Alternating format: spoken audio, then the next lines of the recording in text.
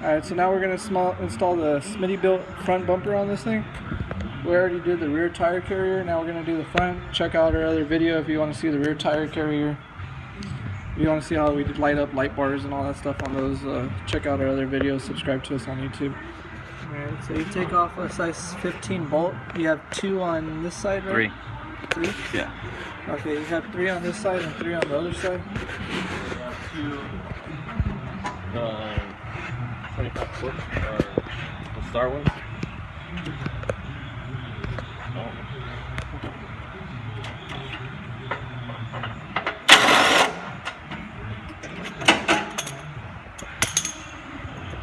And then you have 2 of these, size 25, the T25 I believe they call them. 2 on each side or just this side? 2 on each side. Oh no, just this side actually. You have 2 just on this side for your floater, I believe. Yeah.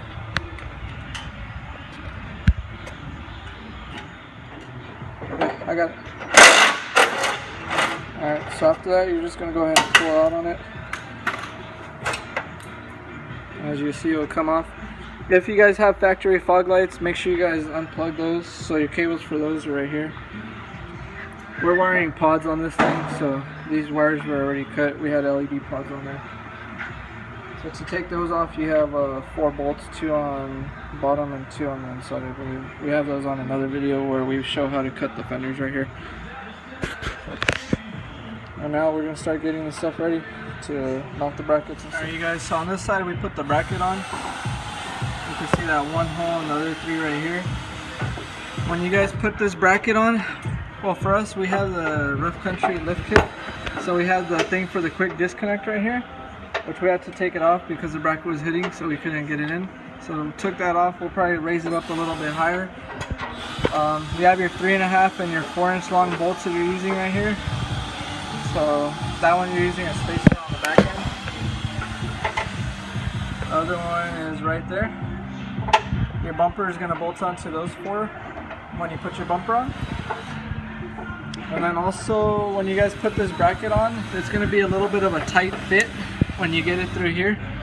So what we did is we pushed it in most of the way and then we just get a rubber mallet. We tapped it from the front like 2 or 3 times and it went through.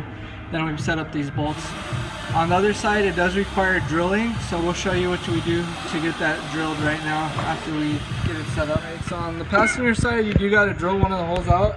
Those bolts ain't tight, we just put them in there so that way the bracket doesn't move. We marked the hole that we have to drill with the white marker. You're gonna drill a hole right there with a 7/16 drill bit. The reason you're doing that is because this side, on the passenger side, you don't have nuts on the inside of here to hold that bolt, that one, or this one. On your driver's side you're using this hole because there's already one there with the nut. On the passenger side you're gonna use this one. And the way they made this bracket is so that it lines up with this, and up there. So that's the reason why we're drilling that one. When we slide this one up here from the front, that's where it's going to line up. So that's where you guys got to drill. We'll do another video right now after we put it on. Alright, and you guys see I put that bracket inside. We'll tighten it up right now, but that's the bracket that Smittybilt builds to put it in here.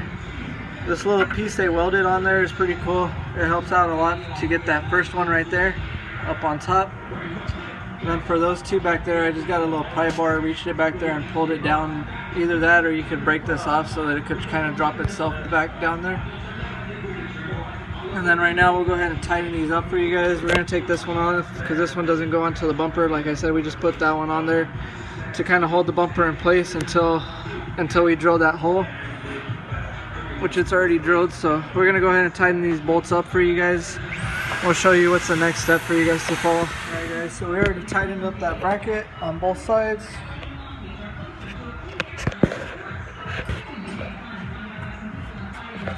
We're putting the bull bar on the bumper right now, so we're just getting it ready before we slap the bumper on. You guys use washers on top and bottom. Use the nuts and bolts that they give you guys. So we're going to tighten it up right now. Right now we just put them hand tightened just so that the bar stays in place.